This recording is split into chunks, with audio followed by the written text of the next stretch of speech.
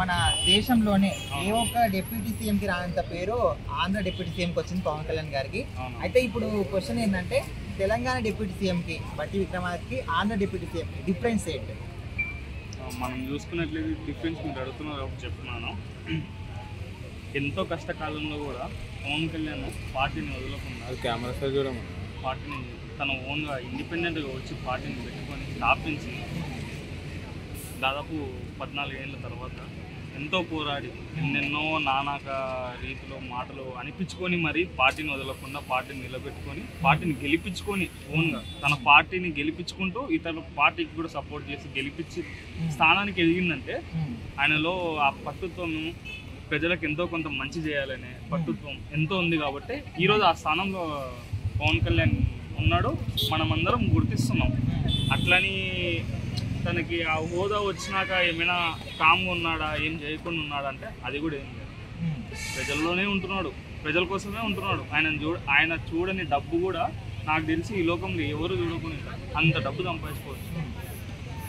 అదే main difference అన్నమాట ఇక్కడ తెలంగాణ మన బట్టి విక్రమార్క. అంటే ఇప్పటి వరకు ఇప్పుడు ఆంధ్రాకి డిప్యూటీ సీఎం పవన్ కళ్యాణ్ అయ్యేంత వరకు ఏ ఒక్క రాష్ట్రానికి కూడా ఒక డిప్యూటీ సీఎం అంటే మీనింగ్ అనేది ఎవరికి తెలియదు. సో ఈయన వచ్చిన తర్వాత చాలా మందికి డిప్యూటీ సీఎం అని తెలుస్తుంది. సో ఎందుకు ఇంత డిఫరెన్స్ వచ్చిందని ఆ రేంజ్ లో హైప్ క్రియేట్ అయింది ఫస్ట్ థింగ్.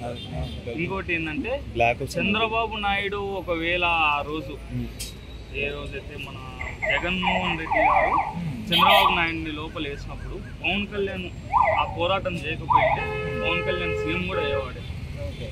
ఈ వేవ్లో 2024 ఎలక్షన్లో సీఎం కూడా అయ్యేవాడు. అంటే ఇక మీదట పవన్ కళ్యాణ్ చూసి వేరే రాష్ట్రాల డిప్యూటీ సీఎం లో ఇదే రేంజ్ లో పని చేస్తారు అనుకోవచ్చు. కన్ఫామ్ గా చేయాలి అన్న, చేస్తేనే మా ప్రజలు గుండెల్లో పెట్టుకుంటారు, ఇంకొకసారి గెలిపించుకుంటారు.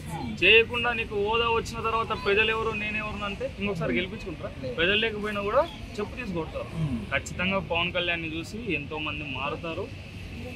ఖచ్చితంగా ఇతర రాష్ట్రాల్లో కూడా డిప్యూటీ సీఎంగా ఇప్పటివరకు ఎప్పుడు చూడని డిప్యూటీ సీఎం అనే హోదాని ప్రతి రాష్ట్రంలో అవతరిస్తుంది. పక్కగా పవన్ కళ్యాణ్ ని చూసి ఎంతో కొంత నేర్చుకుంటాం.